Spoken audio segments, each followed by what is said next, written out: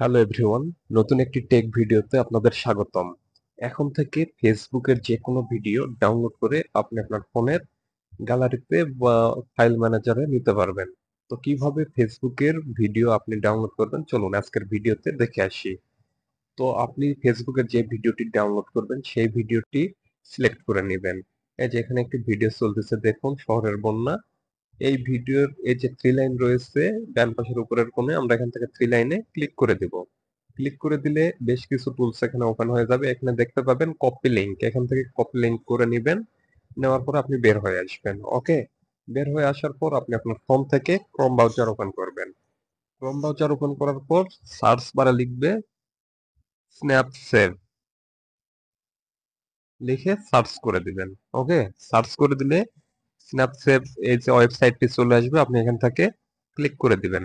Click করে দিলে আপনার সামনে নতুন একটি পেজ আসবে ঠিক এরকম। এখান থেকে এই বক্সে আপনি যে লিংকটি কপি করেছেন সেই লিংকটি দিয়ে দিবেন। ওকে, দেওয়ার পর এখান থেকে ডাউনলোডে ক্লিক করে দিবেন। ক্লিক করে দিলে এখানে কোয়ালিটি চলে আসবে। হ্যাঁ, এই যে 1080, ইয়েস, এখান থেকে রিনেটারে ক্লিক করে দিব। একটু সময় নিবে। এই যে পার্সেন্ট উঠছে, এটা 100% হওয়া পর্যন্ত আমাদের একটু অপেক্ষা করতে হবে। ওকে, 91% হয়ে গেছে, আর একটু সময় লাগবে। 98, 100% হওয়া মাত্র নিচে দেখুন ডাউনলোড ভিডিও, এখান থেকে আমরা ডাউনলোড ভিডিওতে ক্লিক করে দিব। ক্লিক করে দিলে এই যে আমাদের ভিডিওটি কিন্তু ডাউনলোড হচ্ছে। হ্যাঁ, এই যে সিন্যাপসেভ। আমি ভিডিওটি ডাউনলোড করে আপনাদের দেখিয়ে দিচ্ছি একবারে। তো ভিডিওটি ডাউনলোড হয়ে গেছে। আমি যদি এখান থেকে ওপেন করি, এই যে শহরের বন্যা ফুল এইচডি তে আমাদের কিন্তু ভিডিওটি ডাউনলোড হয়েছে।